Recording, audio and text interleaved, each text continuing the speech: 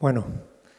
muy buenas tardes a todas y todos. Gracias por venir y bienvenidas, bienvenidos a la 13ª jornada del ciclo No todo crítica y negatividad. Empiezo, como siempre, agradeciendo a las personas que hacen posible este ciclo, empezando por las trabajadoras y trabajadores del TEA, como no a Jorge Juan Hernández, a Rosy Hernández, Estefanía Bruna, Emilio Ramal, que lo tenemos por ahí, Maite Méndez, Jerónimo Cabrera y Gilberto González. Y especialmente, como no, a nuestro invitado de hoy, el profesor José Guadalupe Gandarilla Salgado, que es uno de los referentes más singulares del giro descolonizador como propuesta epistémica para las ciencias sociales. Alejado de los esencialismos y los espacios de poder en que una parte del pensamiento descolonial tristemente ha decidido aposentarse, Gandarilla Salgado se ha atrevido a pensar la crisis que atraviesa la modernidad, asumiendo su lugar de enunciación sin ningún tipo de complejo. Su objetivo, hay que decirlo, está preñado de valentía, porque nuestro autor ha ayudado a alumbrar una nueva lectura de la historia más allá del eurocentrismo y la colonialidad. Con su trabajo, Gandarilla Salgado ha logrado evidenciar las imposturas existentes, por ejemplo, en disciplinas como la historia, la geografía, el derecho natural o la economía política, haciendo hincapié en el modo en que ciertos universales abstractos fundan los sesgos que atraviesan dichas disciplinas, basados, por ejemplo, en el positivismo epistémico, en las separaciones disciplinarias, en la hibris de la razón o en la fetichización del poder. Y todo ello mediante la denuncia de una fantasía todavía muy poderosa, como es el principio de totalidad. En este sentido, la crítica situada que Gandarilla Salgado hace a la idea del todo es crucial. De ella bebe, y es de justicia reconocerlo, buena parte de la crítica actual al programa fuerte del eurocentrismo desde el sur global. Y en gran medida de ella parten también los preceptos teóricos que han inspirado este ciclo, consagrado al análisis del no todo. Gandarilla Salgado ha sido pionero, además, al exponer los efectos perversos de esta deriva totalizante en el pensamiento occidental, la cual condena reiteradamente a la parte sin parte, a lo que es exterior o negativo, o a lo que queda en los márgenes del uno. En definitiva, la pura subalternidad. Su método para hacer evidente todas las cicatrices que ha generado esta manera de proceder, específicamente en el contexto de América Latina y el Caribe, posee una gran potencia, porque consiste en una lectura a contrapelo de los relatos idealistas que, desde la Ilustración, insisten en presentar al sujeto del conocimiento como el producto de una ontología absoluta. Gandarilla Salgado ha logrado así evidenciar los límites de la filosofía occidental como la única episteme posible para pensar nuestro mundo haciendo visible lo que hasta ahora se nos ocultaba, las inextricables fuerzas emancipadoras que habitan el pensamiento filosófico cuando éste se pone al servicio de la ética y la política. Por eso no es extraño que en su obra se aproximen posiciones que solo ahora empiezan a ser consideradas en el ámbito académico, como por ejemplo la crítica al sujeto trascendental kantiano con la reivindicación de la zona del no ser en Fanon, el cuestionamiento de la síntesis hegeliana a partir de la negatividad de Adorno, o el fetichismo del poder marxista con el momento de la praxis de Dussel.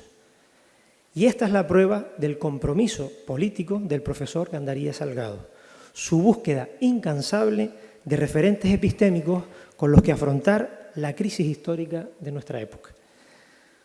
Su pertinaz lucidez, además, se muestra en su capacidad para impulsar un marco que nos ayuda a pensar en la liberación a pesar de los efectos devastadores del colonialismo neoliberal. José Guadalupe Gandarilla Salgado es doctor en Filosofía Política por la Universidad Autónoma de México, Iztapalapa.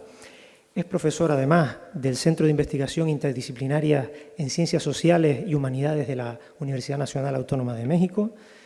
Ha sido profesor invitado en la Universidad de Buenos Aires, en la Universidad Nací de Cuyo, en la Universidad Mayor de San Martín, entre otras. Es miembro de la Asociación Filosófica de México y de la Asociación Filosofía y Liberación, y también de la Asociación de Estudios Latinoamericanos, LASA. y es autor de publicaciones imprescindibles como Globalización, Totalidad e Historia, Ensayos de Interpretación Crítica, El presente como historia,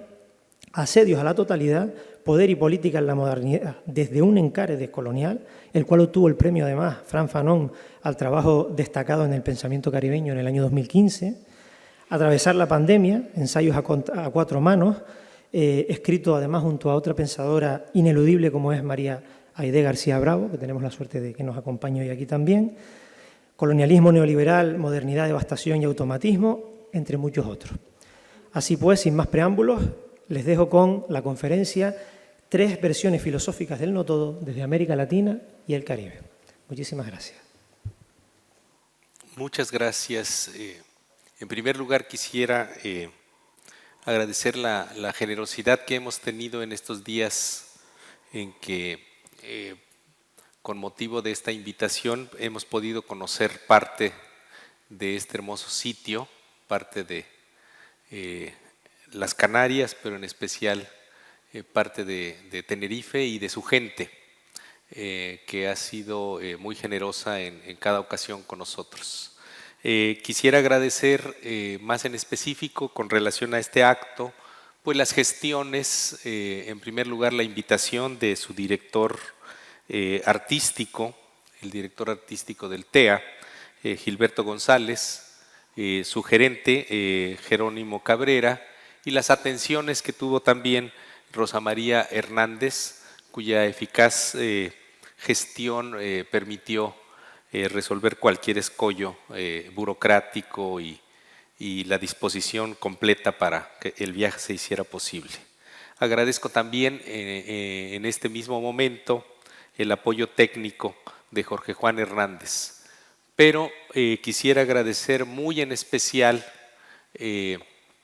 a nuestro querido colega y amigo Roberto Gil Hernández, quien ha tenido la osadía de invitarme a este ciclo que ha organizado y que estuvimos viendo en el internet y es muy interesante, y no solo tuvo esa osadía, sino ahora ha tenido palabras muy generosas para presentarme que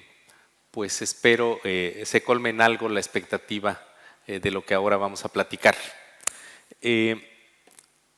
Quiero agradecer también el uso de unas cuantas imágenes que voy a proyectar en la pantalla. No soy muy acostumbrado a hacerlo,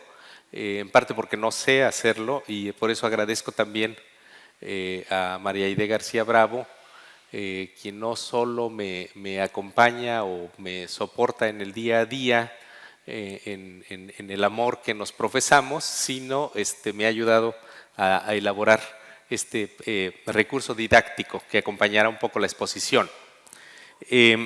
Voy a comenzar, esta va a ser una exposición que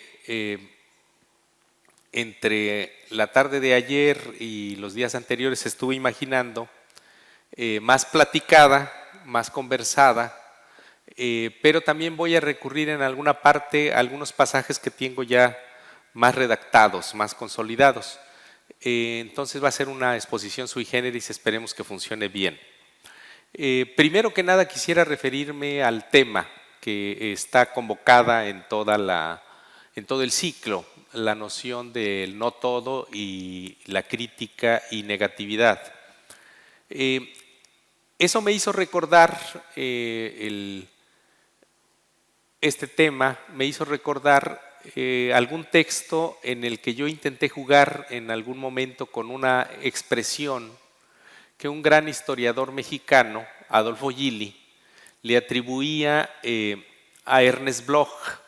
pero que quizás Ernest Bloch mismo no lo haya dicho,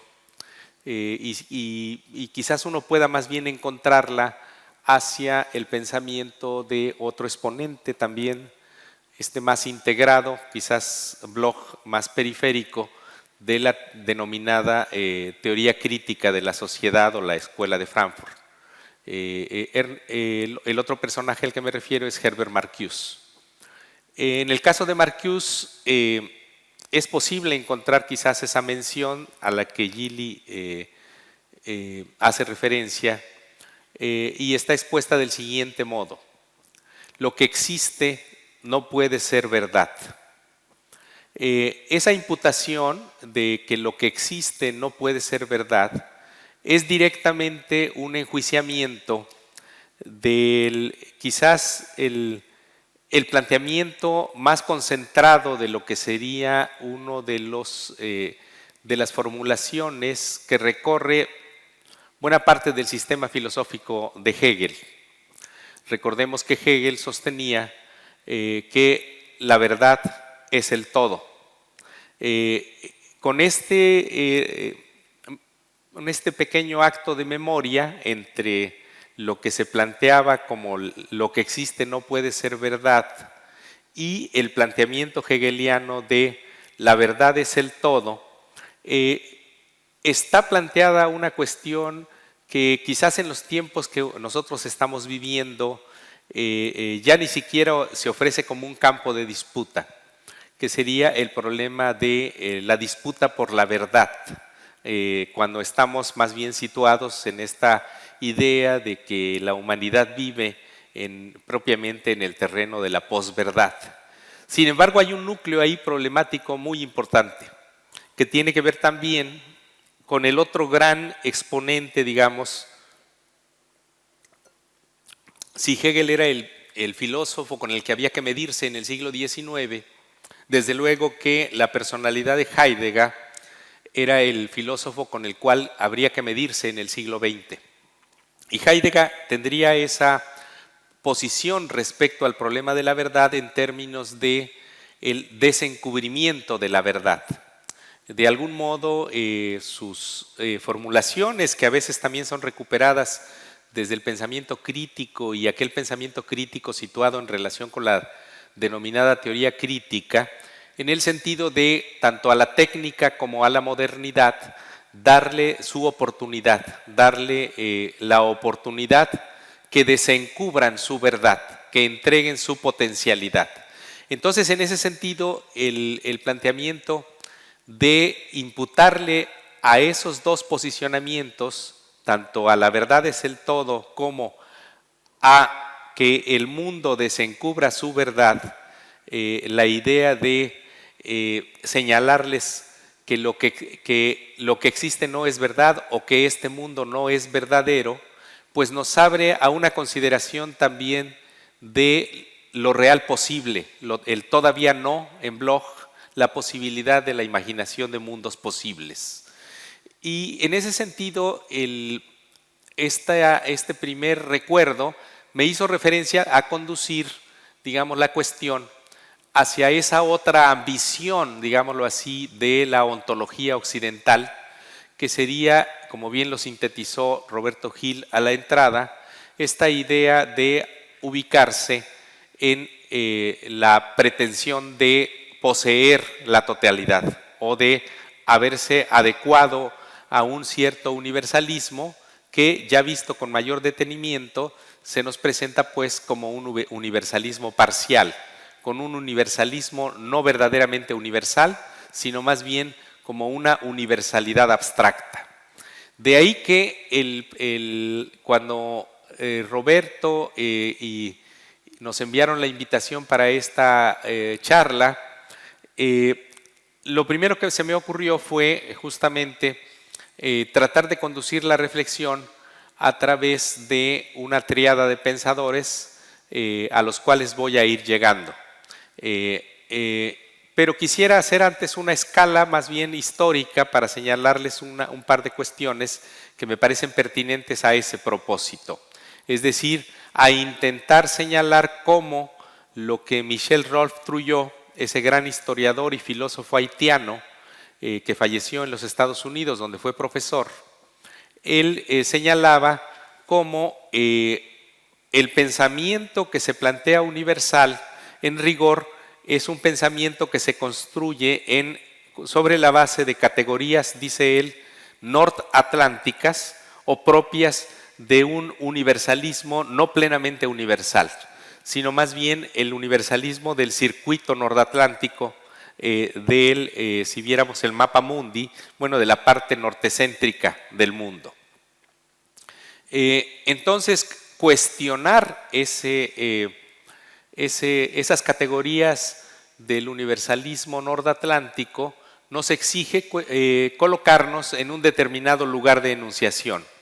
no el de la ontología occidental que cree poseer o tener la pretensión de totalidad, sino el punto de partida que está situado en el margen o en la periferia de eso que se presenta como una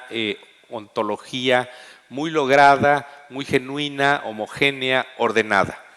Y entonces, en ese sentido, pues me parecía interesante señalar la ambición primera de ese sistema. Recordemos que el sistema de Hegel como sistema filosófico era de tal ambición que planteaba para el terreno del conocimiento una línea que iba desde el primer acto de autoconciencia hasta la consecución del saber absoluto. En términos de la historia universal, era una historia que partía del oriente y se dirigía hacia la parte del norte de Europa, hacia la parte, digamos, norte europea, en donde se habría posesionado el espíritu universal. Y partía también, en términos políticos, de esta proposición en la cual el espíritu subjetivo se plasmaba como espíritu objetivo. Esto es, lograba volcar, digamos, las situaciones en las cuales el ordenamiento político de las sociedades se habían construido sobre la base sea de la multitud o del pueblo, pero se había construido con tal capacidad racional para constituirse en sistemas de eticidad, es decir, en el Estado como un Estado racional político que lograba desplegar su sistema de eticidad. Obviamente, lo que Hegel no señalaba, sobre todo en este último punto, en el caso del Estado como sistema de eticidad,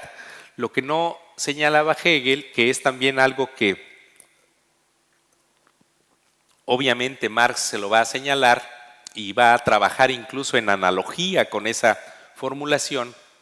es que para que el Estado en una parte del sistema funcione como un sistema de eticidad, tiene que lograr expulsar de alguna manera o ampliar la esfera de la sociedad civil hacia otros espacios, es decir, esa capacidad expansiva en donde el Estado como sistema de eticidad en realidad corresponde a un determinado momento del Estado en su despliegue como realidad expansivo imperial. Es la teoría de la colonización. Lo que Hegel no dice justamente es que para que en una parte del sistema el Estado pretenda funcionar como un sistema de eticidad, tiene que expulsar la contradicción hacia afuera o tratar de ampliar, digámoslo así, la esfera de la sociedad civil. El ejemplo que él tiene más a mano, obviamente, de esa proposición es el ejemplo de Inglaterra en el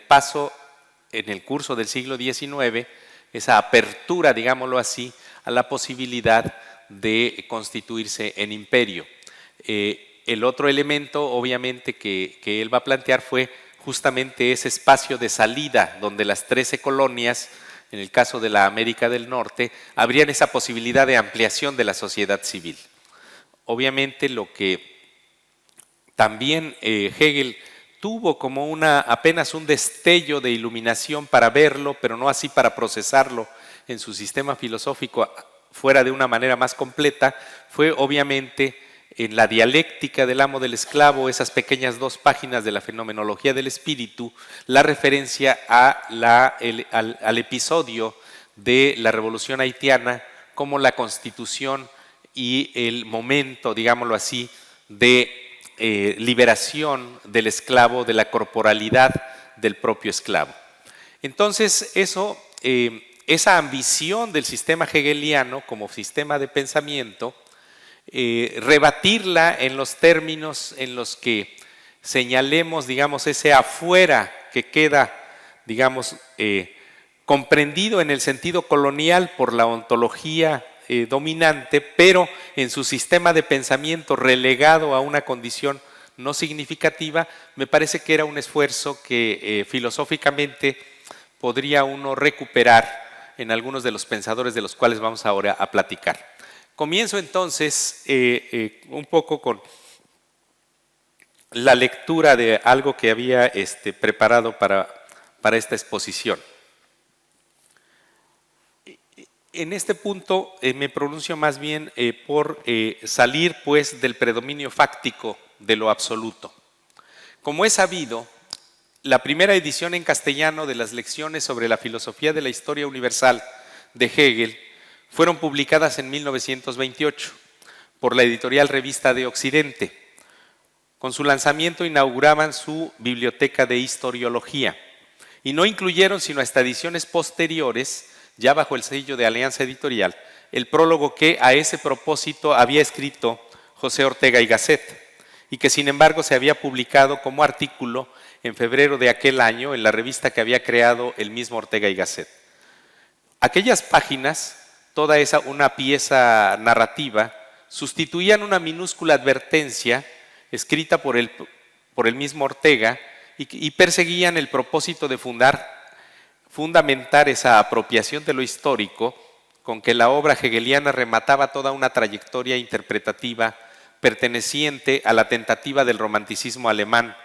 por dotarse de toda una raigambre gloriosa que justificara y diera razón a un pretendido reclamo por predominar al seno de Europa y aún sobre el mundo entero. Como argumentaba el prologuista, esa incursión hegeliana por tratar filosóficamente la historia se colocaba a distancia de las corrientes positivistas en la historiografía, que intentaban, fallida y vanamente en el esfuerzo de los nacientes historiadores profesionales, sustituir o desplazar con el uso exhaustivo de las fuentes y la precisión del dato, el intento más comprensivo de otras vertientes por encontrar una lógica de sentido, en la que un determinado hecho, dato u acaecer adquiría su relieve, plasmaba su significación, pues como se subraya en el prólogo, dice Ortega, conocimiento de algo es que ese algo sea y que sea algo, por tanto que tenga forma, figura, estructura, carácter. Fin de la cita. En el momento en que Ortega y Gasset describe esas palabras preliminares,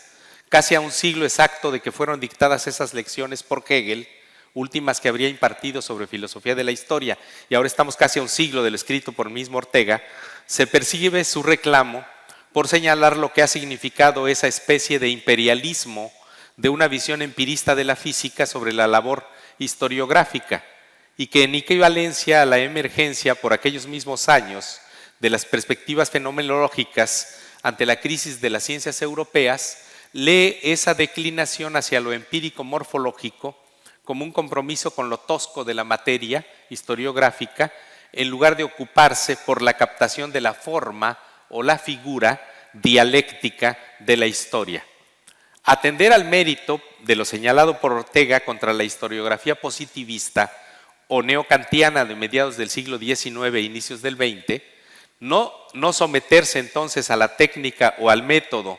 para la captación del hecho, como si ello ya significara hacer historia, sino obligar a estos, la técnica, los métodos, los archivos, a revelar su lugar ante el a priori de sentido predispuesto en la forma, no nos puede oscurecer al hecho de que ya en ello, con Hegel, estaba configurándose el peligro subsiguiente, sucumbir a esa teleología. Y no solo ello, sino no atender o hasta ocultar a lo que residía en carácter de no dicho o encubierto de esa pretendida finalidad o de curso progresivo de la historia. En la afirmación de Ortega, a las técnicas inferiores con que rebusca el historiador los datos, es preciso añadir y anteponer otra técnica de rango incomparablemente más elevado, la ontología, dice él, de la realidad histórica, el estudio a priori de su estructura esencial. Fin de la cita. El trecho ganado por la autoconciencia europea y su conquista de un cierto universalismo no deja entrever el entrampamiento o anclaje a que estaba sometiendo a las renovadas formas del mundo del conocimiento, pues les colocaba límites o anteojeras, formas de acometer la lectura de la historia, de hacer la filosofía, a los posibles nuevos esclarecimientos o ejercicios de autoconciencia del mundo entero hacia una genuina universalidad, una que revelara las aporías de ese autolimitado enfoque centrado en elevar a Europa como zona y proyecto culmen de la experiencia humana. Ni Hegel ni su prologuista manifiestan conciencia alguna de que sus planteamientos postulan y recaen en una razón eurocéntrica. Hubo otra serie de filósofos iberoamericanos, contemporáneos o discípulos de Ortega y Gasset. Hubo en esos otros filósofos el propósito por desplegar esos planteamientos de la filosofía moderna con Hegel y contemporánea con Heidegger, esto es, desde esa tradición que se daba en llamar historiología, jalonando las tesis de ese corpus filosófico hacia la consideración de América en dicho marco, la historia universal, y en tal sentido a la posibilidad misma de pensar esa correlación. América y la filosofía, de otro modo, la filosofía y América, la filosofía de América o en América. Por aquellos años, en la mera mitad del siglo XX, en esos propósitos, dirimen sus argumentos filosóficos e históricos las obras de pensadores avecindados en suelo mexicano, agrupables en el llamado historicismo filosófico, el historicismo filosófico mexicano, que aquí lo tenemos expuesto en la pantalla. Ese es el caso, pues, con José Gauss, Edmundo O'Gorman y Leopoldo Sea.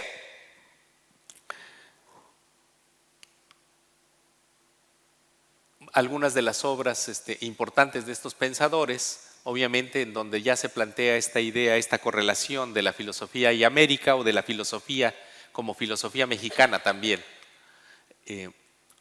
La obra obviamente de O'Gorman, desde la primera de 1942 hasta la más conocida, La Invención de América, cuya primera edición es de 1958. Y por supuesto el trabajo de Leopoldo Sea, dos obras importantes de ese periodo de los años 50, América como conciencia del 53 y América en la historia de 1957. Fue la obra de este último, de Sea, la que generó un fuerte impacto a un joven filósofo mendocino que en el año mismo de esa edición, 1957, había tomado el barco hacia Europa para emprender estudios de posgrado en la universidad que luego se habría de llamar Universidad Complutense de Madrid,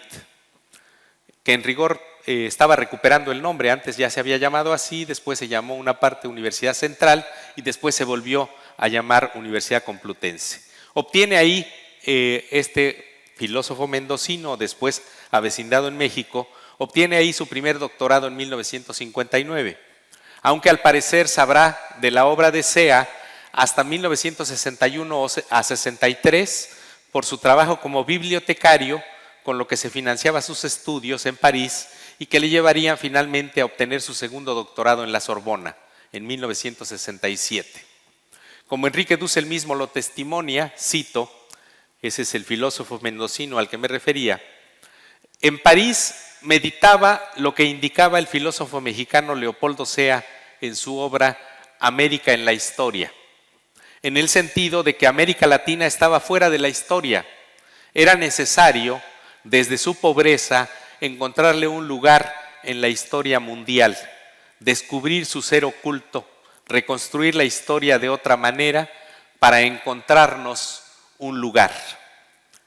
También de mediados del siglo XX, y aquí pongo esa otra correlación, voy a hablar de otra triada también de pensadores, también de mediados del siglo XX proceden los trabajos de una generación majestuosa, de pensadores que produjo una de las Antillas mayores, siendo así que autores que son contemporáneos, aunque uno de ellos fue literalmente maestro de alguno de los otros dos, y estos podrían sin mucho reclamo ser señalados como discípulos suyos, todos nacidos en la segunda y tercera década del siglo XX. Aimé Césaire, nacido en 1913, Frantz Fanon, nacido en 1925, Edouard Glissant, en 1928. Y en el territorio de ultramar francés de la isla de Martinica. todos publicaron sendas obras de filosofía, no expuesta con el rigor sistémico del libro o el gran tratado, sino con la soltura y el desenfado de la narrativa ensayística, que combina literatura, plegaria, poesía, dramaturgia,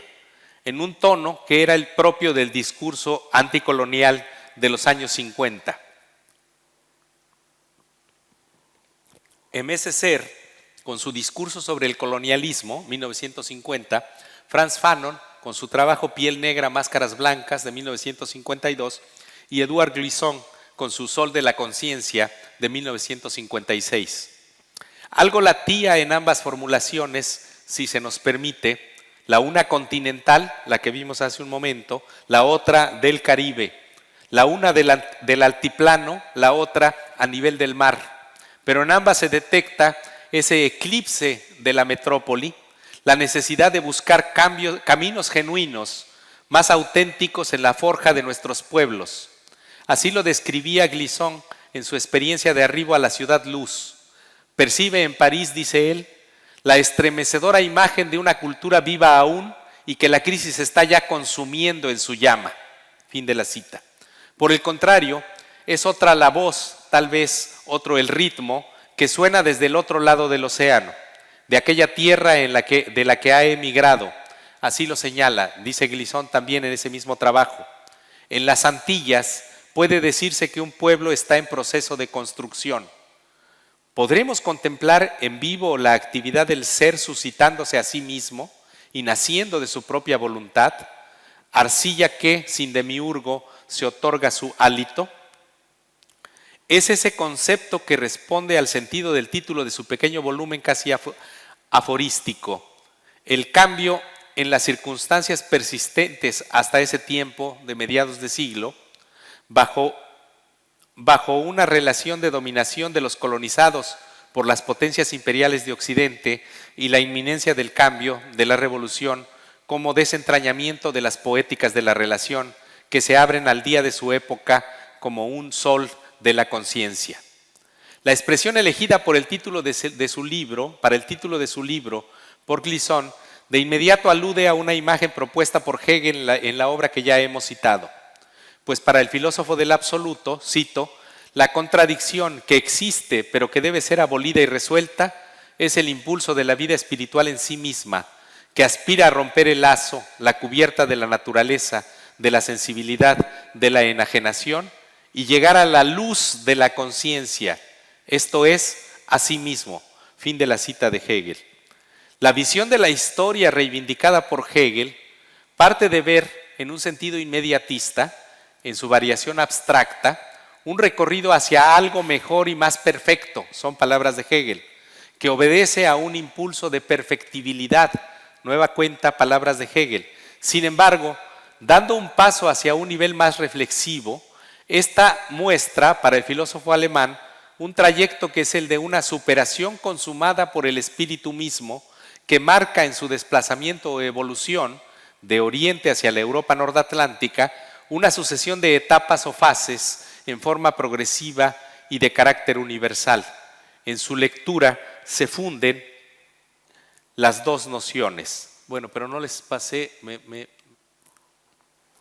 El Sol de la Conciencia, primera edición. Entonces decía, la visión de la historia reivindicada por Hegel parte de ver en un sentido inmediatista en su variación abstracta un recorrido hacia algo mejor y más perfecto que obedece a un impulso de perfectibilidad. Sin embargo, dando un paso hacia un nivel más reflexivo, esta muestra para el filósofo alemán un trayecto que es el de una superación consumada por el espíritu mismo, que marca en su desplazamiento o evolución una sucesión de etapas o fases, en forma progresiva y de carácter universal. En su lectura se funden las dos nociones, progresismo e historia universal, el ámbito material de la naturaleza y la esfera espiritual con una sustantiva diferencia. Cito, dice Hegel, en la naturaleza la especie no hace ningún progreso. En el espíritu, empero, toda transformación es progreso. El tránsito se revela tan solo al espíritu pensante que comprende esta conexión. Y se va, fin de la cita, y se va acercando a su dictaminación del sentido exclusivista en quién encarna o en dónde reside el espíritu pensante. Pues unas líneas más abajo señala, cito, que en la esfera espiritual la forma superior ha nacido de la transelaboración de la anterior e inferior. Si las variaciones espirituales acontecen en el tiempo, es porque cada una de ellas es la transfiguración de la anterior. La historia universal es el desenvolvimiento, la explicitación del espíritu en el tiempo, del mismo modo que la idea se despliega en el espacio como naturaleza. Fin de la cita. Y nos va acercando a dos proposiciones conclusivas. Por un lado, el progreso se define en general como la serie de fases porque atraviesa la conciencia. Por el otro, la historia universal representa el conjunto de las fases porque pasa la evolución del principio cuyo contenido es la conciencia de la libertad. Dos formulaciones que no hacen sino desplegar lo que ya se hallaba contenido en el presupuesto según el cual esto acontece y solo puede acontecer, dice Hegel, en el mundo cristiano, europeo occidental, donde está logrado el principio supremo, el conocimiento por el espíritu de sí mismo y de su profundidad propia. Fin de la cita. El sistema se cierra en el proyecto de mundo de la cristiandad latino-germánica, que supera las potencialidades del mundo asiático o del maometano, tanto como el estado civil o político supera el estado de naturaleza, el sistema de ciencias supera a la religión o a las artes y la libertad a la servidumbre. En las propias palabras de Hegel, cuando se trata de la historia universal, lo esencial es la conciencia de la libertad y las determinaciones de esa conciencia en su evolución. Fin de la cita. La idea de la libertad por la que aboga Hegel no es la que consagra esta para uno, el déspota, ni su versión imperfecta y parcial, donde son libres algunos, sino, dice él, la que asciende desde esa condición inacabada hasta la pura universalidad de la libertad. Es libre el hombre como hombre, dice Hegel, en la conciencia y sentimiento que la esencia del espíritu tiene de sí misma. Ese sistema cerrado del absoluto hegeliano colapsa no solo por sus rasgos ilustrados, como se aprecia cuando Hegel sostiene, dice, es falso y peligroso suponer que solo el pueblo tiene razón y conocimiento y que solo él ve lo justo. Lo que constituye el Estado es el conocimiento culto, no el pueblo. Fin de la cita. Ese sesgo ilustrado se convierte en pavor monárquico cuando ese pueblo adquiere conciencia de su libertad y lucha por ella rompiendo las cadenas y grilletes coloniales, como cuando el esclavo negro de Haití, en su gesta descolonizadora, niega su condición real, no ideal o metafórica, de esclavo, disuelve el orden supremo del amo blanco y se entrega a la aventura de construir su propia historia. Esa llama de la rebelión trasunta y se entrega a la aventura de construir su propia historia. Esa llama de la rebelión trasunta como brasa ardiente en esa narración que combina prosa y poema,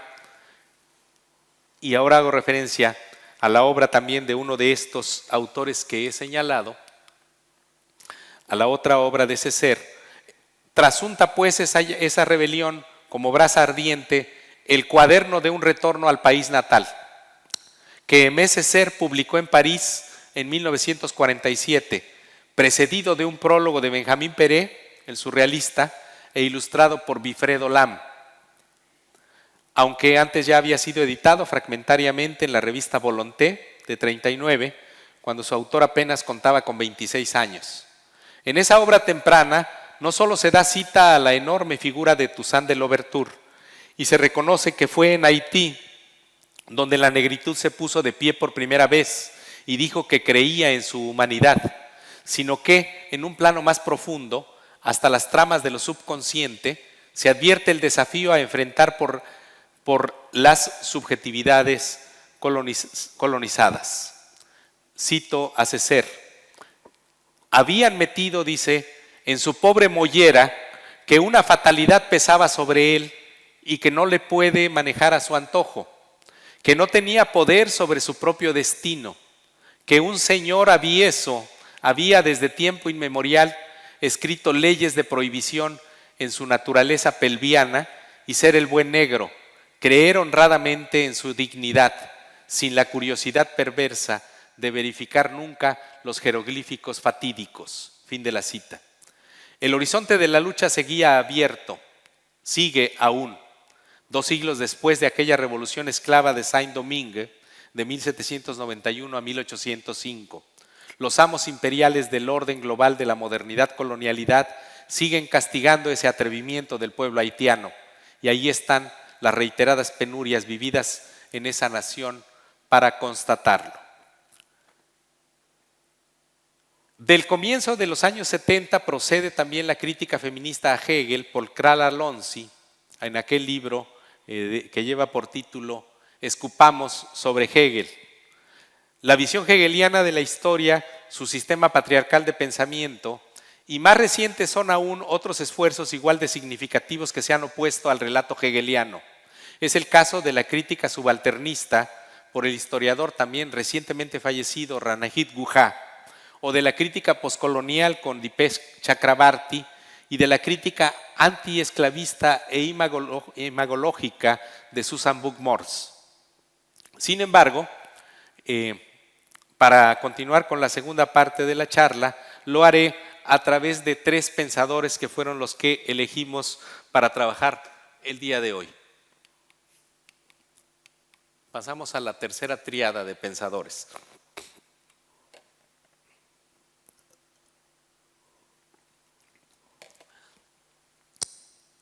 Enrique Dussel, nacido en el 34, Eduardo Gruner, nacido en el 46, y Edward Glissant, quien ya falleció en el 2011, y como habíamos dicho, había nacido en 1928. Esta parte de la charla la imagino más dialogada, más en un sentido más de interlocución dialogada. Por una segunda razón, la elijo platicárselas de este modo, y es porque de alguna manera estos 3 autores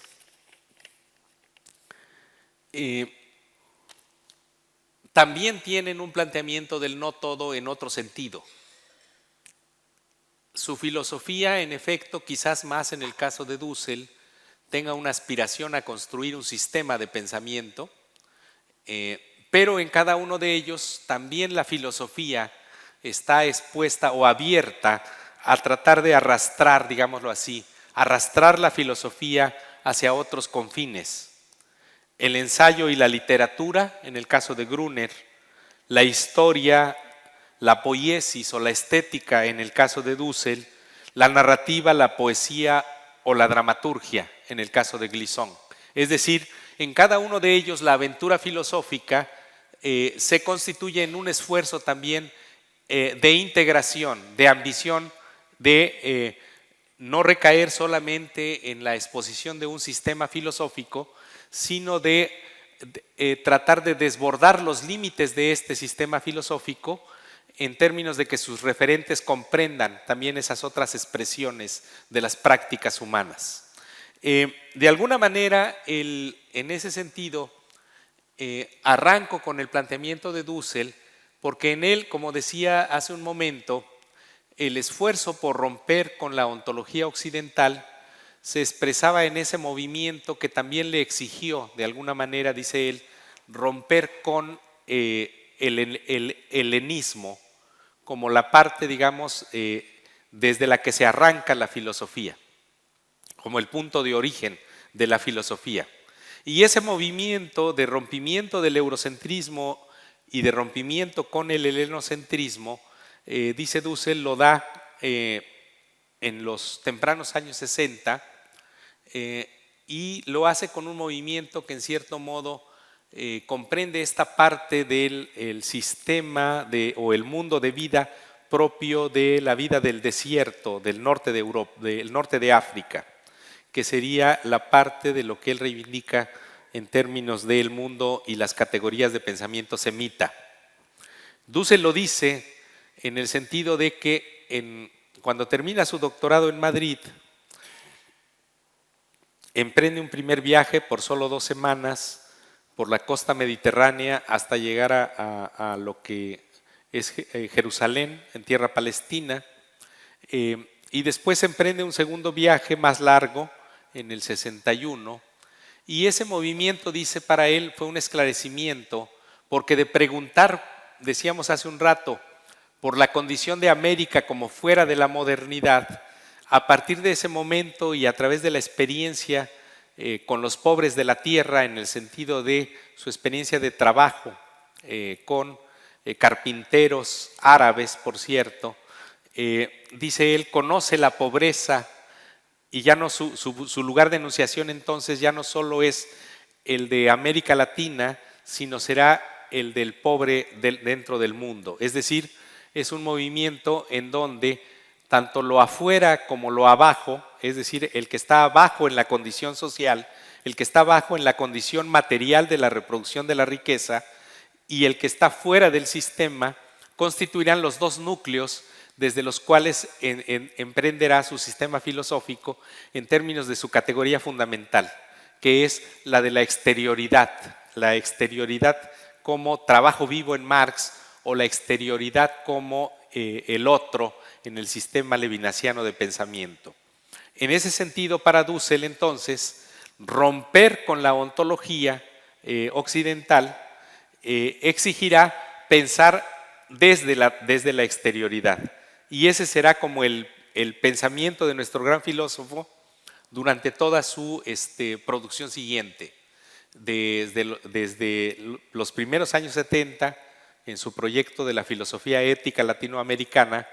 hasta los trabajos en donde integrará Marx a su sistema de pensamiento, después el diálogo con los exponentes de la Escuela de Frankfurt, en específico con Karl Otto Appel, y la ampliación de su sistema de la ética, la filosofía, la política, la economía y la ética de la liberación.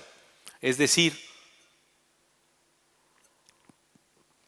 en Dussel, el elemento de la historia, este corrimiento en el que disuelve, digamos, la fortaleza del helenocentrismo al optar por las categorías semitas de pensamiento, se constituyen en un mirador histórico que él va a obtener justamente en sus estudios de su segundo doctorado en los archivos de Sevilla y en las narrativas, en los registros, en los reclamos de otro gran pensador que influirá enormemente en su pensamiento, que es, desde los archivos de Sevilla, la figura de Bartolomé de las Casas como defensor de los indios. Es decir,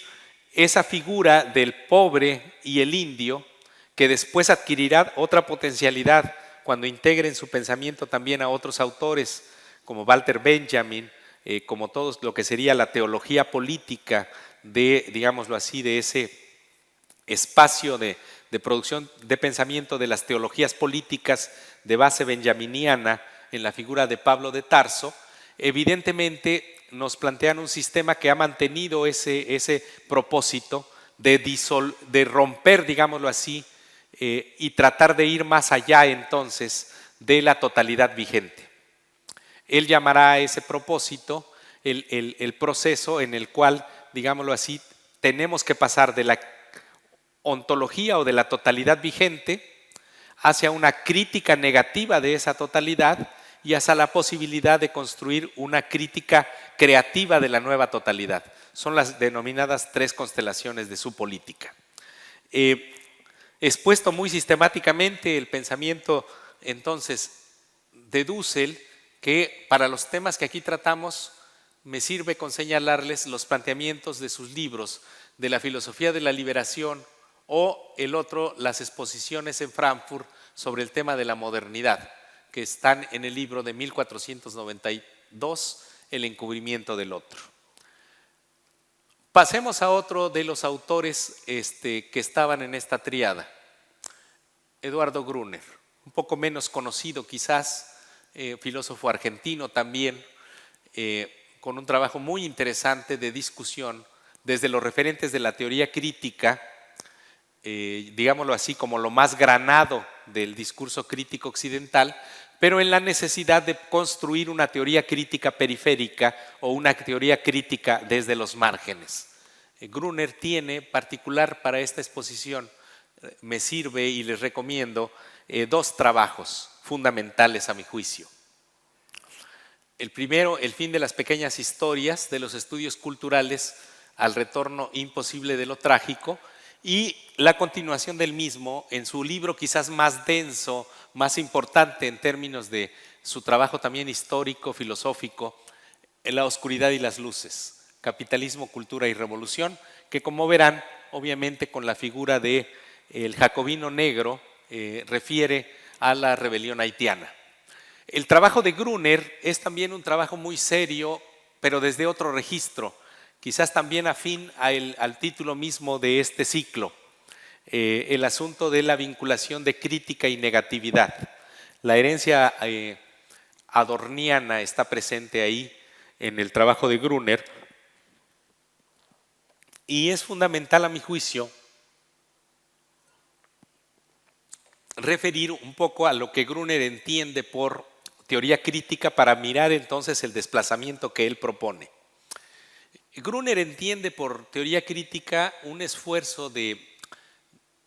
digámoslo así, de adquisición teórica y práctica del lugar de la crítica desde autores tan tempranos como Freud y tan tardíos como Sartre. Es decir, él amplía incluso el terreno de lo que propiamente a veces se considera la teoría crítica. Integra a gente como Sartre, que para algunos estaría fuera, o a Freud, que para algunos sería un precedente o no estaría integrado en ella. Y eso es importante para el propósito también de lo que va, o del modo en que va a intentar reflexionar la realidad. Para Gruner, y esto creo que también está presente en esta figura que yo les presentaba de las tres constelaciones de la política en Dussel, Gruner en ese sentido partiría de una idea que también pone en referencia el problema del todo o de la totalidad, pero en un esfuerzo que dice él tiene que partir de la necesaria integración de un proceso que es el de, dice, la totalización, destotalización y retotalización, que algunos de ustedes inmediatamente debieron haber identificado que se trata de un planteo que trasunta, recorre en cierto modo la parte inicial de la crítica de la razón dialéctica de Sartre, en el sentido de tratar de integrar un propósito de pensamiento que sea capaz de partir, digámoslo así, de una realidad que no es una realidad, digamos, de la conciencia desventurada o una realidad de una totalidad organizada, sino de una realidad que está en permanente conflicto, de una realidad atravesada de contradicciones. Entonces, si vivimos en una realidad que es una realidad atravesada de contradicciones, nuestro sistema de pensamiento requiere entonces no partir de esa totalización como una totalidad vacía, como una totalidad abstracta, como sería el sistema hegeliano, en donde a lo universal corresponde lo singular y en donde en lo singular está representado lo universal. Diría Hegel en términos de teoría del Estado, donde en el yo está el nosotros. Ese movimiento de una totalidad vacía, homogénea, ordenada, no es el de la realidad que nosotros, digamos, conocemos en el día a día, sino más bien el de una realidad conflictiva. Entonces requerimos de pasar de un pensamiento que de la totalización como totalidad vacía, quizás ingenua, ordenada, la destotalice para poder después tratar de retotalizarla. Es decir, la destotaliza en la medida en la que localiza aquella parte que no está integrada en la realidad de esa totalidad vacía. De ahí que la referencia a Freud sea importantísima, es decir, el problema del inconsciente, el problema de la falla, el problema de la falta, el problema, digámoslo así, de cómo el síntoma, digámoslo así, está de alguna manera haciendo presente un cierto trauma. No pusimos la imagen, quizás se nos pasó, pero O'Gorman, por ejemplo, tiene una obra del año 50 y tantos que se llama justamente El trauma de la cultura mexicana, y que tiene que ver también con esta idea de la conquista. De alguna manera estaba ya presente también esta reflexión. En Gruner, entonces, el problema del inconsciente nos serviría para ilustrar de alguna manera la posibilidad, digamos, de pasar de esa modernidad que hemos conocido, que ha sido una modernidad expansiva, colonial, avasallante,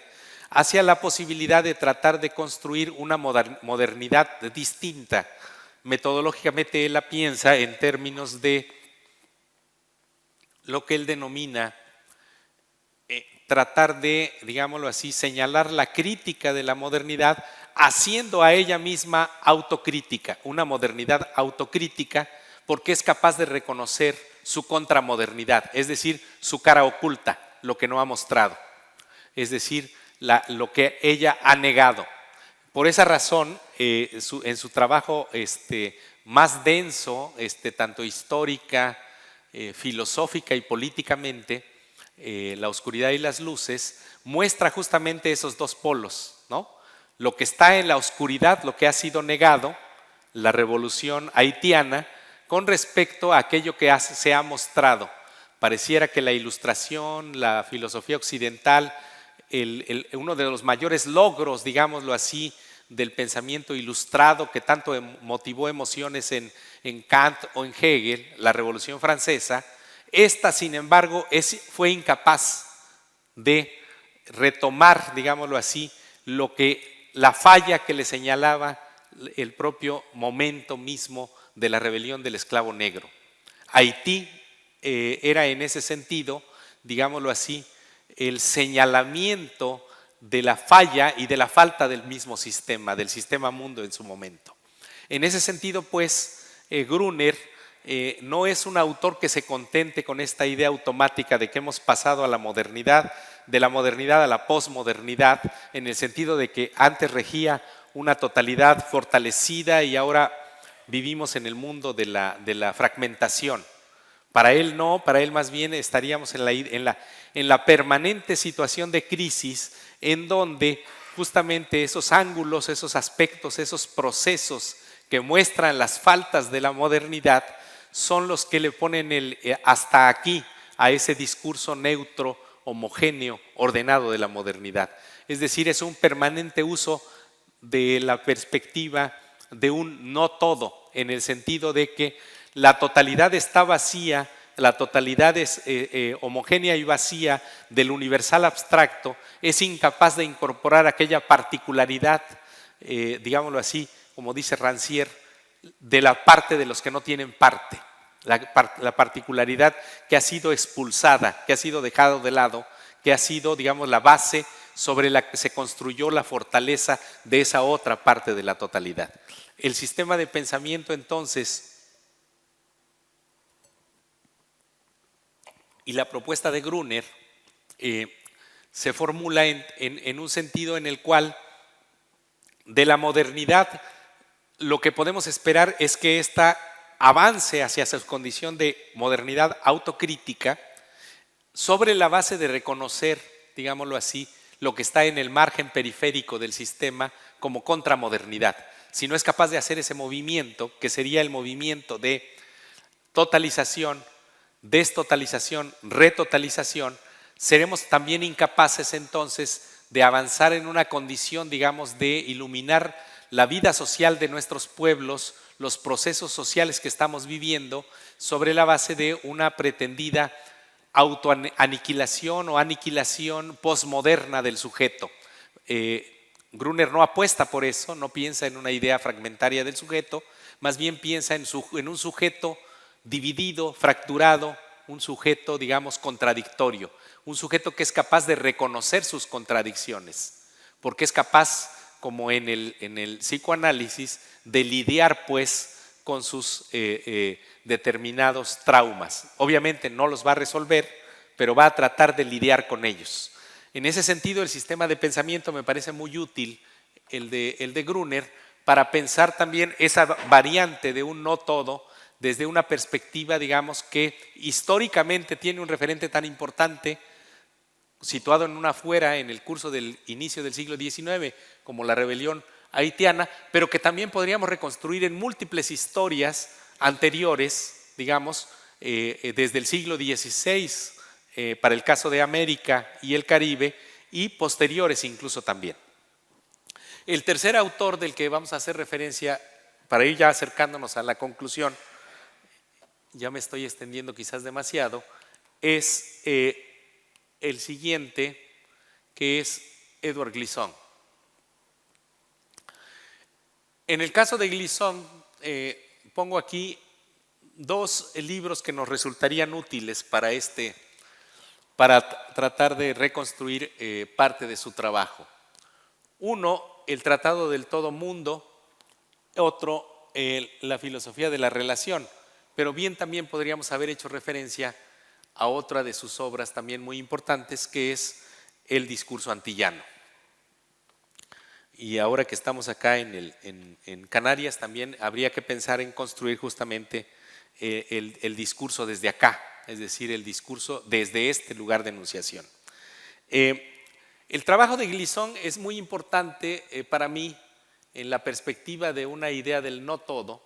porque justamente él va a tratar de trabajar distinguiendo, digámoslo así,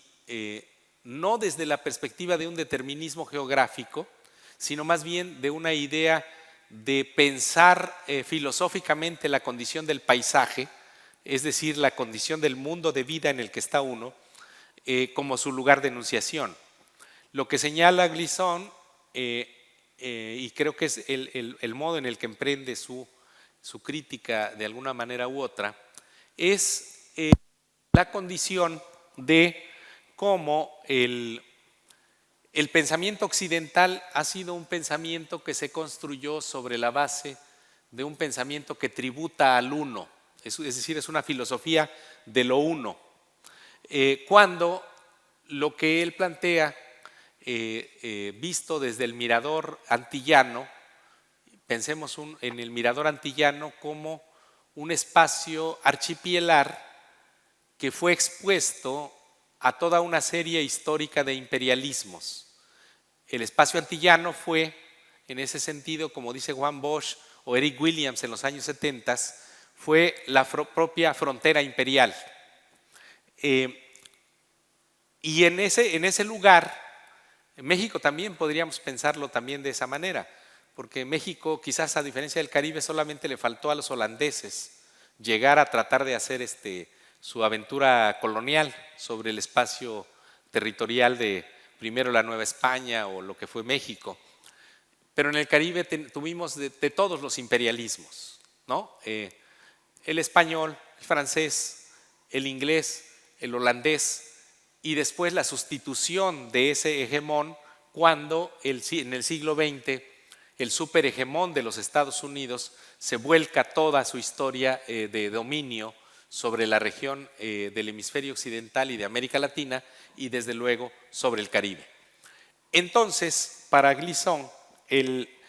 Caribe es un espacio, digámoslo así, que socialmente está constituido, y ahí creo que él establece un diálogo también con este otro gran referente de la cultura, del mundo de la filosofía y la cultura brasileña, Darcy Ribeiro,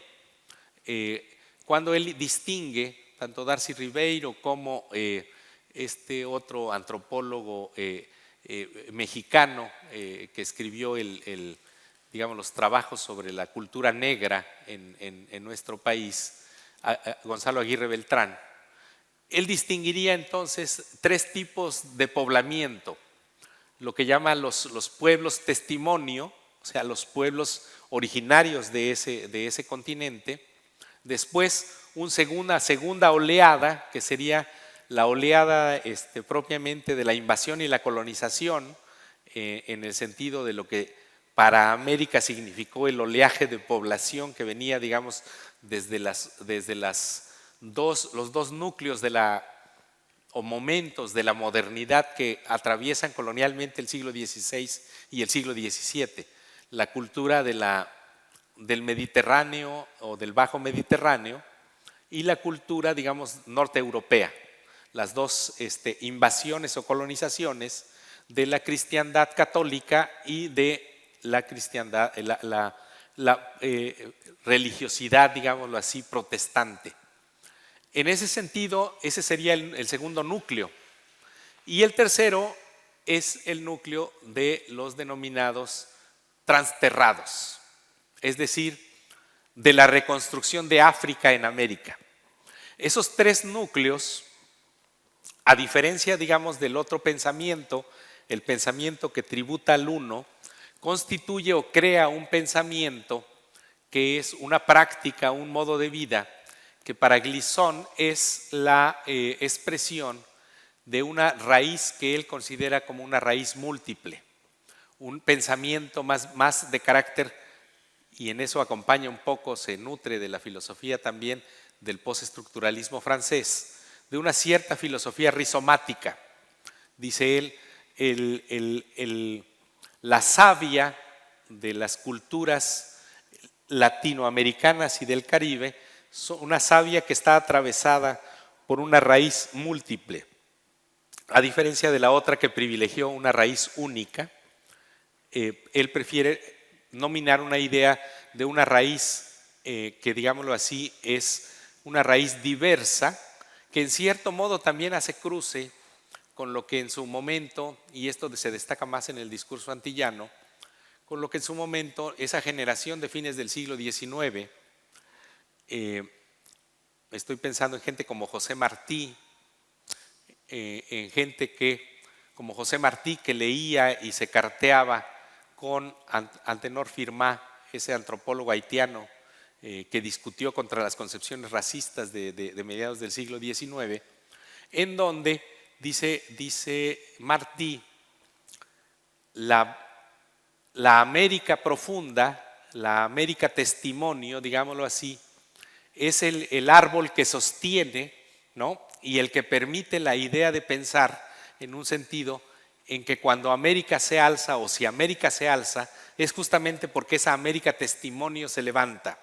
Y en ese sentido me parece que el planteo de Glisson es muy interesante en la medida en la que plantea una posibilidad de eludir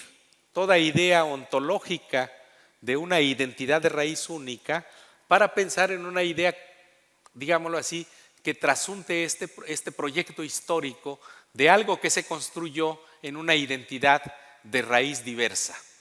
Y esa identidad de raíz diversa es justamente aquella que iluminábamos en la idea de la rebelión haitiana, o la que iluminamos a través de aquellas rebeliones intensas de todas las naciones originarias de América,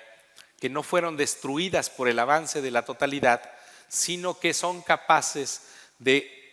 mantener en su condición de sustrato o en su condición de memoria histórica esas condiciones de esa gesta histórica que anuncia la posibilidad de construir un espacio societal nuevo, diferente, la posibilidad histórica de la utopía. En ese sentido, me parece por eso que el trabajo de Glisson también es importante recuperarlo, y aquí me atrevería a señalar justamente que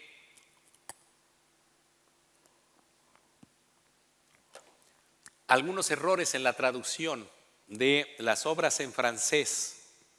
de Glisson por parte de algunos traductores crean esa confusión en la idea de un proyecto que se plantearía en el sentido, dice él, de creolización del creol en lengua francesa, que es heredera de la vinculación con el África, más que de la idea de la criollización, que remite a esa idea del criollismo novohispano. Glisson no está pensando en esa idea de la criollización, no está planteando la idea de una vinculación con la noción de criollismo o criollización en el sentido de ese referente hispano, sino más bien está pensando en lo que serían los esfuerzos de creolización. Por eso él tiene trabajos muy interesantes en donde discute de manera diferente las nociones de mestizaje con relación a la creolización. La creolización para él es justamente buscar esa reserva de lo que todavía queda constituido en términos de la presencia de el África en el sentido de lo que significaba ser negro en la Revolución Haitiana. ¿Qué significa ser negro? No es una condición tampoco de pertenencia identitaria. Ser negro tiene un sentido político, es decir, ser negro era en ese momento luchar contra la descolonización. Por eso el artículo 14 de la Constitución haitiana de 1805 dice: a partir de ese momento todos los haitianos son definidos como negros, aunque sean blancos, porque había una parte de combatientes alemanes y polacos cuya tez era blanca, pero eran considerados sujetos materialmente negros en la medida en que políticamente trataban de disolver la lógica de la dominación de lo blanco sobre lo negro. En ese sentido, me parece que el aspecto de la creolización es muy importante también, porque de otra manera también está presente esta idea, y es lo que yo decía en su momento,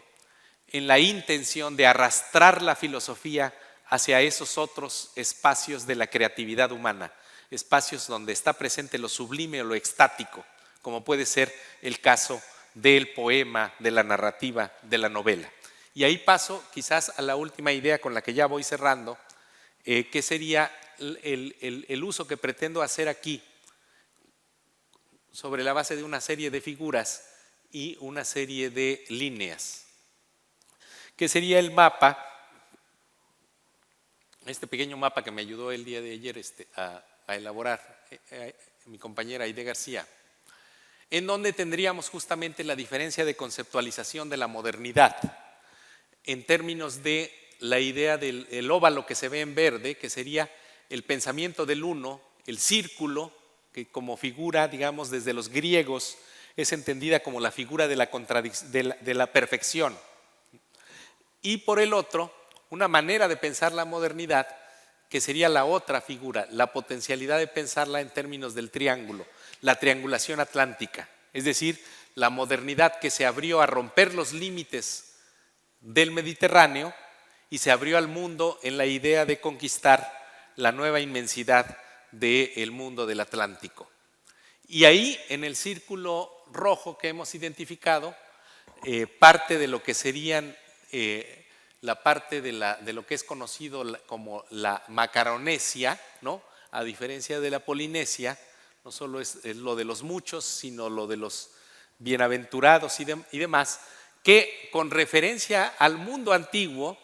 era entendida como una parte del finis terrae, ¿no? El finis terrae no solo era una zona del mundo cercana a Galicia, hacia esa parte que así se llaman esos pueblos, sino el mundo casi se cerraba, el mundo antiguo, a ese punto de las tierras en las que ahora estamos, las Islas Canarias. Y era así también porque abajito de las Canarias estaba el conocido como el Cabo Bojador, que era un cabo casi maligno, ¿no? Era una especie de infierno para los navegantes, porque muchos de ellos se encallaban en los barcos y se quedaban ahí. Entonces, lo que sugerimos ahora es justamente que el mundo de las Canarias, que en el caso del mundo hasta el siglo XVI, quizás como todavía dominado por la lógica del mundo antiguo, se plantearía como un límite hasta ahí, y necesitamos abrirlo hacia una consideración que justamente recupere lo que hemos señalado hace un momento con Dussel en esta idea de la cultura semita como rompimiento del mundo esclavo de la antigüedad en su conexión con el Caribe también como el rompimiento de la condición de esclavitud de la propia modernidad madura. Y en ese sentido, nuestra idea, digamos, de esta geografía de esas dos líneas, que sería el atravesamiento, digamos, de una condición sur del mundo como espacio, digamos, del reclamo de un nuevo tipo de socialidad. La idea o la herencia de esta cultura de la hospitalidad del que vive en el desierto, que es capaz de reconocer el sufrimiento del otro, y la lucha misma del esclavo negro en términos del rompimiento de las condiciones de vida propias del capitalismo moderno. Esa imagen, con esa queríamos cerrar, y para concluir, quisiera en ese sentido leer una parte en términos de esto, de la utilización del poema, unos fragmentos del poema que Glisson escribe a mediados de los años 50 con el título de Le Inde, las Indias. Voy a leer solo 4 estrofas que van del punto número 6 al 10 y con eso concluyo. Dice Glisson: Indias, fue así por su nombre clavado en la locura que comenzó el mar. Había tomado forma o nacimiento, dilo, hasta ese día, cuando los ancianos de esa orilla que el sol reverdecía se levantaron y dijeron balbuceando: ¿hacia dónde va el viento están las Indias? Oraron e hicieron de su Dios un asta para plantarla sobre la primera playa. Después partieron. ¿Qué eran el mar y su espuma? ¿Se sabía si su palabra no moría en algún abismo, lejos de las rutas reveladas? Así, por mucho tiempo, la voz del hombre se perdió en los templos, por muy oscuro que fuera el camino hasta el templo y este mar. ¿No se creía que fluía en el infinito, glotón que se abre hasta agotarse? Luego, la otra orilla fue saludada. Cada uno vio que el mar hacía negocio de sí mismo en la otra playa de la vida, que era rico en mangos, en sedas, en especias, en callejones. Pero ¿dónde estaba la especia y dónde la seda? Preguntas ahora. Y cada uno exclamó que el océano es fuerza dura, que se padece, impura, y se alimenta de su propia carne. Como aquel negro, decíamos, torturado, él, en su barril lleno de rayos, tenía lenguaje de profecía. Olvidadizo de tu pensamiento, Labat, y de las 3 veces 100 marcas del látigo sacrificial, decía, mientras las mujeres abrían sus ojos de mujeres sobre ese sol aún virgen. Y no era la salmuera, la flecha del alma, lo que lo agarraba en el monte de su pasión, sobre el mar que él veía crecer con una sola vida, muy sabio, por donde empiezan a ser conocidas la locura del hombre y su rapiña y su belleza. Así en Esparta fue castigado Terpandro, quien halló demasiado ligera su lira y añadió 2 cuerdas a ella. En Verona murieron 2 para quienes el amor era pan y la noche manto. Y Toussaint de Louverture, que tenía lira de llamas y entrañas, él fue arrojado al mar blanco del Jura, donde atizado de nieve, de sarcasmo, de hambre, pudo morir tan rígido en su sillón. Ellos conocían el mar, poco o mucho, y su salmuera desigual los unía. Las Indias son eternidad. Muchas gracias.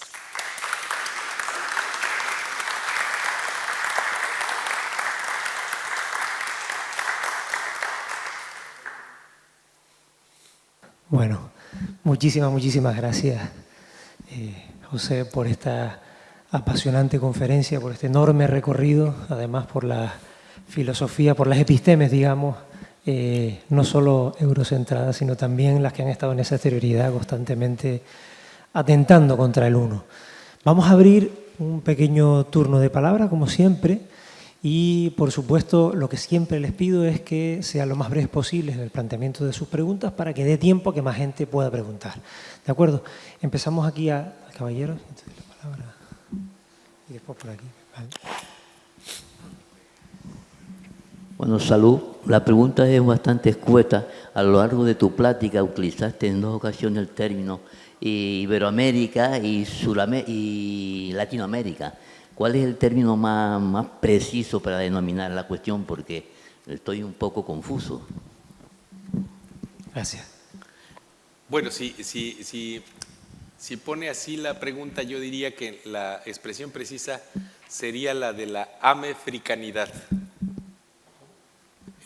Yo creo que es un elemento de pensamiento que sugiere una feminista brasileña de los años 60 en adelante, que incluso fue reconocida por su trabajo y su práctica política por Angela Davis de los Estados Unidos, que es Lelia González. Y Lelia González sugiere en un trabajo de los años 70 la necesidad de pasar del pensamiento, dice ella, de la América Latina hacia la americanidad, es decir, esta necesidad de integración de ese pensamiento. Y qué bueno que lo pregunta, porque me permite dar el realce, digámoslo así, al trabajo de Lelia y a esta necesidad de tratar de pensar en estas unidades o categorías geohistóricas no imperiales que de alguna u otra manera también nos permiten imaginar mundos de interconexión, pero que no sean los de justamente la lógica de la dominación, que estaría presente en lo que usted señala como Iberoamérica. Quizás yo lo mencioné justo para pensar estos pensadores todavía mexicanos, pero que están en el ámbito de sus profesores, como los profesores del exilio, y todavía esta disputa de si hay filosofía latinoamericana o esta fue expresión de la filosofía iberoamericana. Pero expuesto a la pregunta, al interrogante, creo yo que sí es necesario ya atrevernos a pensar de otra manera esas categorías geohistóricas no imperiales, y yo sugeriría pensar en términos de la americanidad. Gracias. Pepe, adelante. Sí, no, es una duda que tengo de hace un tiempo y no sé si me puedo aclarar. Si uno mira en los años 60, los procesos de emancipación en América Latina estaban también vinculados con los de Asia o con los de África, ¿no? Y a partir de los años 70, ese entorno compartido de reflexión y de lucha política, en muchas ocasiones una lucha política muy violenta, pues se empieza a disgregar, y entonces, así como en los 60 Che Guevara, Mao Zedong, Lumumba se compartían en todo este espacio político, pues ahora ya cada uno tiene una reflexión propia. Y lo que me termina además llamando la atención es que en el caso del mundo asiático, sí que se ha conseguido salir de ese no lugar o de esa situación de dominación a estar justo al otro lado. El caso más extremo sería el de Corea, por todos los procesos de dominación, imperialismo que ha sufrido, ¿no? Pero Vietnam, por ejemplo, también está saliendo, China estuvo en otra situación, Japón otra cosa. Cuando se piensa en la modernidad y la colonización como algo europeo, se nos olvida, por ejemplo, el papel de Japón en toda la zona, ¿no? Entonces, esta ausencia no sé si es necesaria, porque uno no puede pensar la totalidad, por muy hegeliano que quiera ser, o realmente nos estamos perdiendo algo muy importante por no tener en cuenta cómo lo que era un mismo proceso de emancipación en los 60 se ha fracturado y unos se han integrado en el primer mundo, casi como aquel que dice, y otros pues están a otro ritmo. Sí, me parece muy buena la observación. Me parece que además habría que contemplar como ciertos momentos de creación de ese tipo de pensamiento. Por ejemplo, el que nombras, muy ligado a la noción que fructificó en la conferencia de Bandung o en el movimiento de los no alineados. Todavía ahora el Instituto Tricontinental, que maneja las banderas de esta integración de la tricontinental, que de alguna manera cumplió una función muy importante. Ahora uno está más acostumbrado a hablar de esta idea del sur, ¿no? Del sur del mundo como espacio metafórico del sufrimiento humano. En aquel tiempo más bien tenía legitimidad los reclamos del tercer mundo y de una producción de pensamiento ligada a esa posición denominada tercermundista. Gente como André Gunder Frank, Samir Amin, ¿no? Que se vinculaban con lo que se estaba construyendo como las teorizaciones del sistema mundo. Pero también, por ejemplo, la lógica misma del pensamiento que ahora se conoce como el pensamiento afroamericano o el pensamiento, pues, digámoslo así, el pensamiento negro que lucha por los derechos civiles en los Estados Unidos. En un primer momento se vinculó porque justamente en la Tercera Internacional de los años 30 estaba expulsando, digamos, las posiciones que peleaban en contra del colonialismo, y porque ese sistema a su modo estaba desarrollando su propia intervención colonial sobre el mundo. Entonces muchos de esos pensadores o pensadoras se ligaron con una cierta fracción de aquellos que eran como derrotados de ese esfuerzo de la Tercera Internacional. Digamos, pensemos en la Cuarta Internacional o el proyecto de la Cuarta Internacional, y un cierto trotskismo. C.L.R. James, por ejemplo, el primero que escribió el libro, digamos, en los años 40 de los jacobinos negros, hace parte de esa tradición, de esa vinculación con una cierta parte del pensamiento de los posicionamientos del trotskismo en su momento. De hecho, en el año mismo en que en Coyoacán se reúnen André Breton, Trotsky y Diego Rivera y sacan ahí sus reflexiones sobre la cuestión del arte, C.L.R. James también se reúne con Trotsky y él está escribiendo también algunos trabajos muy interesantes, no solo el de los jacobinos negros, sino tiene una obra no traducida desafortunadamente al idioma español, que es algo así como una reflexión desde el Herman Melville, del Moby Dick,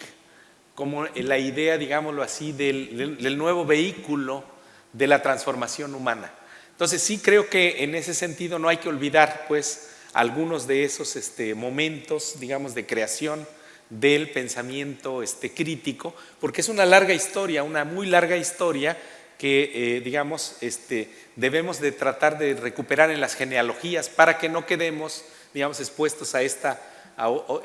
otra idea, a veces más bien desinformada, de que toda la novedad puede ser construida a través de un determinado planteamiento, o peor, a través de un autor o autora, ¿no?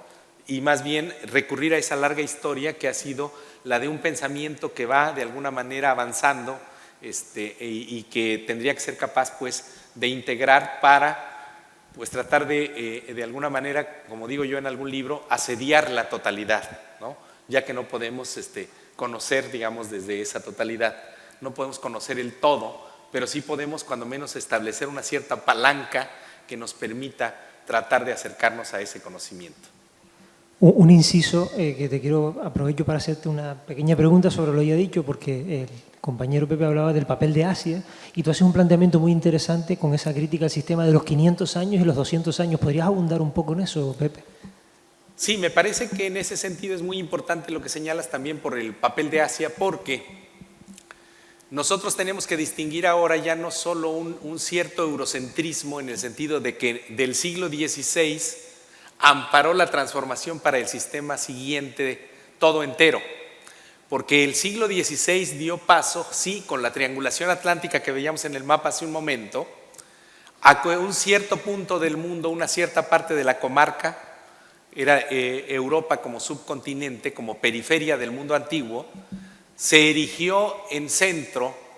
y logró periferizar, o como dice Fernández Retamar, logró subdesarrollar, es decir, se convirtió en una entidad subdesarrollante, tanto de América como de África, pero no tuvo la capacidad y la fuerza de romper el dominio de Asia. Eso lo hizo hasta mediados del siglo XIX y prácticamente el que lo llega, incluso los clásicos lo alcanzan a ver. Y Marx mismo, en el manifiesto del Partido Comunista de 1848, logra tematizarlo con una metáfora, con una alegoría. Porque él dice, por primera ocasión, dice, se logra horadar la muralla china, en el sentido de que la sociedad nueva, el nuevo arreglo del mundo, es capaz de desbancar la fuerza de la duración de la sociedad tradicional. Entre 1850 y más o menos el tiempo en que estamos viviendo, estaríamos viendo el periodo en el que Occidente quizás dominó Asia, pero actualmente quizás estemos volviendo a esa fortaleza de Asia como el núcleo económico del mundo y como un espacio que tendrá también que decirnos otra cosa respecto a lo que hemos conocido como la modernidad eurocentrada. ¿Por qué? Porque en el caso de Asia, y esa fue la libertad que le permitió ese primer eurocentrismo del siglo XVI a Europa, le permitió, digámoslo así, relacionarse con un otro al cual colocó en condición de racialización y de racialidad, porque lo asumió como un otro externo, completamente externo, porque ya Europa en cierto modo conocía la relación con el otro, pero a ese otro siempre le dio condición, digámoslo así, de una cierta dignidad histórica. Oriente siempre fue y pesó como Oriente. No así cuando América y África son expuestas a esa condición que permite su avasallamiento. Ahora estaríamos volviendo a una situación en la cual, de alguna manera, el conflicto entre Europa y su extensión hacia Estados Unidos y China estaría dándonos la posibilidad de pensar qué tipo de ordenamiento social podríamos tener, quizás el de un mundo más policéntrico, el de un mundo multicéntrico, que permitiera de alguna manera pensar que lo que ha sido tradicionalmente la relación entre periferias completamente subordinadas al centro, pudieran alcanzar equilibrios de relacionamiento que de alguna manera permitieran pues imaginar otra manera de salir de la crisis, porque si no, la crisis como se ve que se está desarrollando y se está, digamos, intentando de solventar, es a través del aniquilamiento de la vida humana y no humana en el planeta. Tenemos que pensar de otra manera. Adelante. Sí, bueno, viene un poco también casi en referencia al último que has dicho, José, si me permites que te tutee, porque eres mucho más joven que yo. Mi pregunta es muy amplia, bueno, a veces muy sencilla. Lo que pasa es que, bueno, yo casualmente en estos momentos estoy estudiando un máster de Humanidades donde precisamente todos estos temas se están poniendo sobre la mesa. Yo los estoy.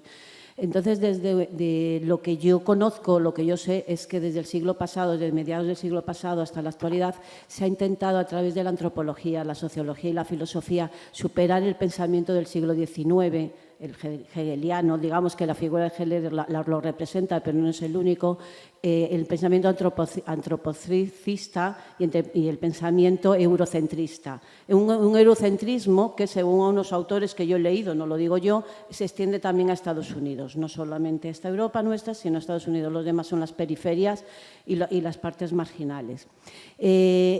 Con la crítica a que este eurocentrismo está basado en blanco, hombre, clase media, católico y evidentemente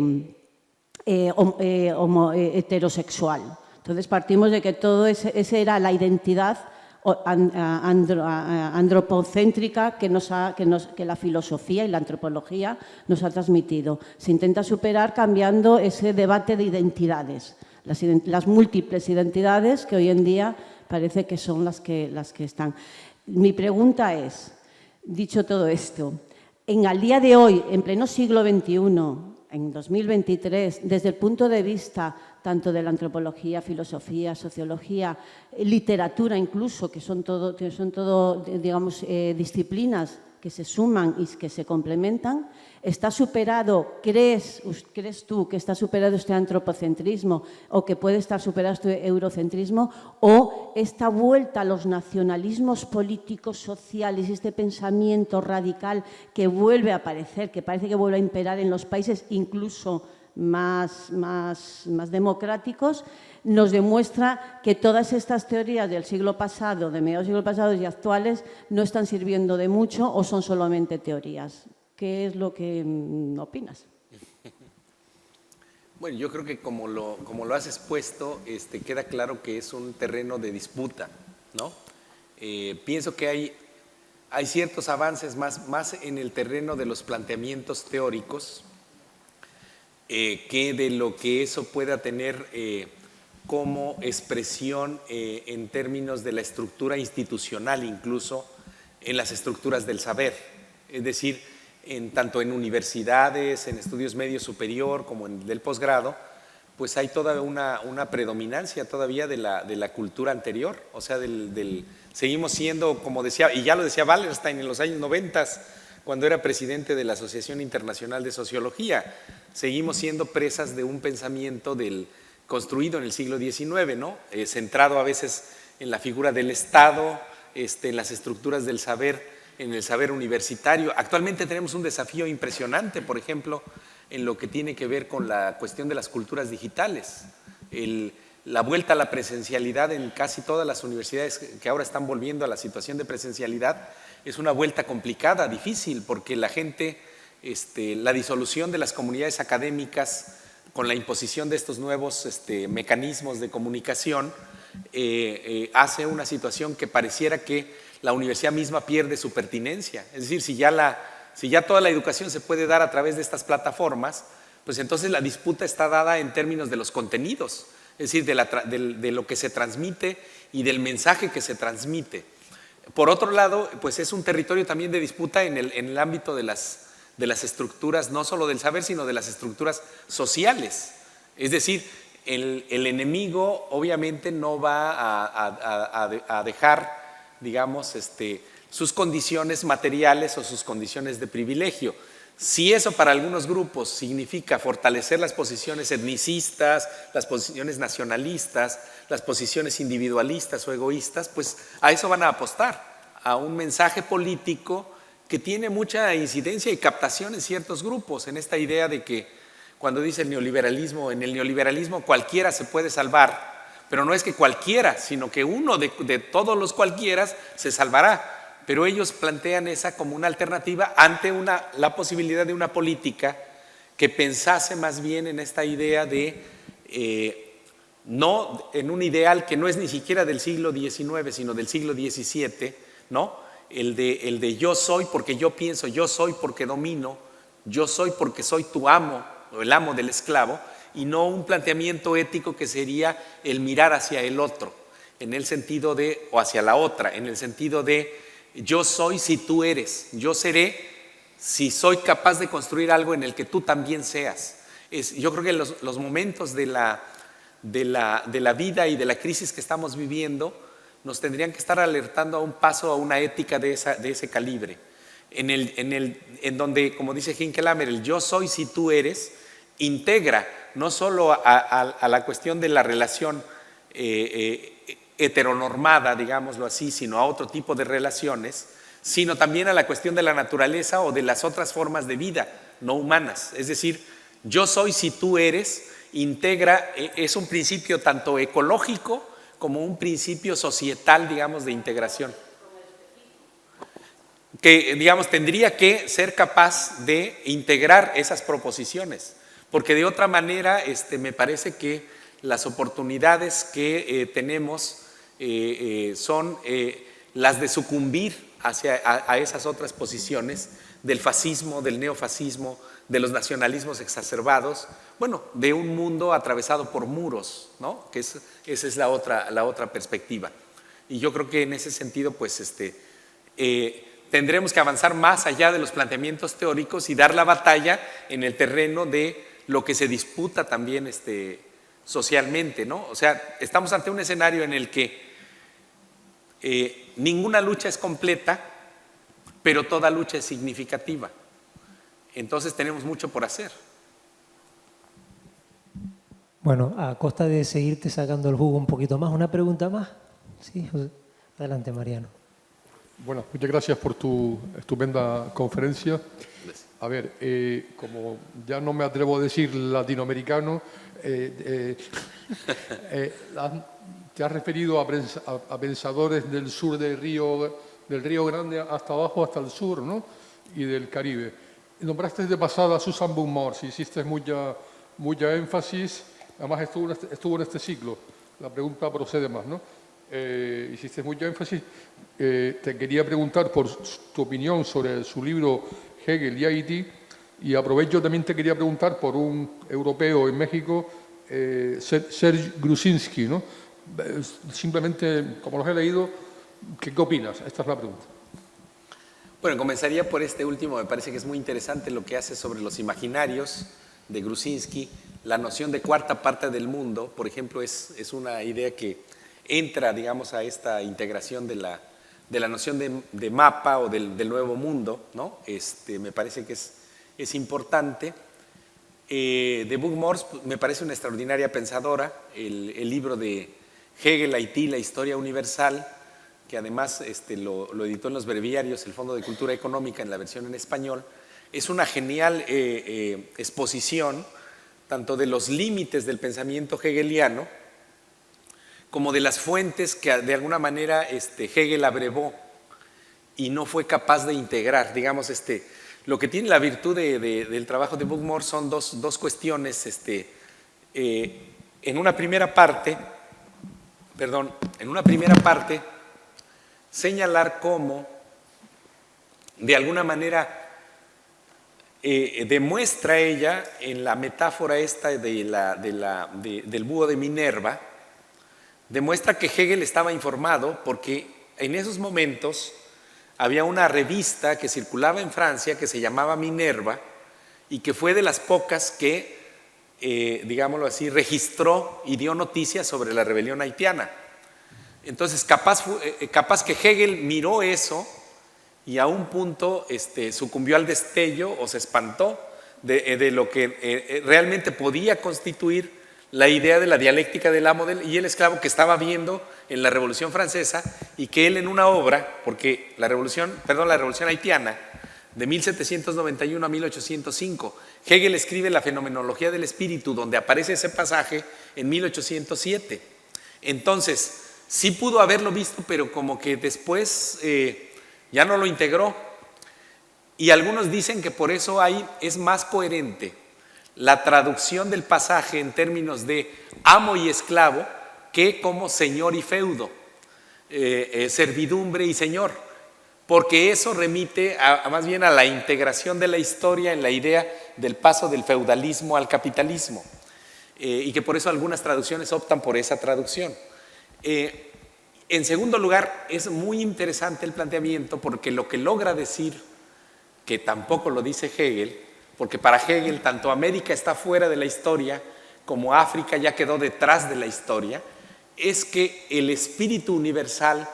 puede plasmarse en cualquier punto del planeta, porque el espíritu universal lo que está diciendo es la actualidad de una lucha, de una determinada lucha en la que se están exponiendo o se está esgrimiendo la posibilidad de los mejores valores humanos. Y en ese sentido, por eso la otra parte, la segunda parte de la obra de Buchmors es también muy interesante, y desde luego que a mí me parece un libro genial.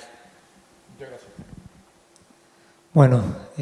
casi 2 horas, vamos a dejarlo aquí, hay que descansar también un poquito. Yo aprovecho la ocasión para agradecerles a ustedes, como siempre, su presencia, y como no a José Guadalupe Gandaría Salgado por esta generosa exposición y ese esfuerzo, como decía hace unos días María Aide García en la Universidad de La Laguna, por seguir entretejiendo epistemes y entretejiendo esas formas de conocimiento denso que parten de la obra de muchas autorías para alumbrar un pensamiento otro. Muchísimas gracias. Muchas gracias.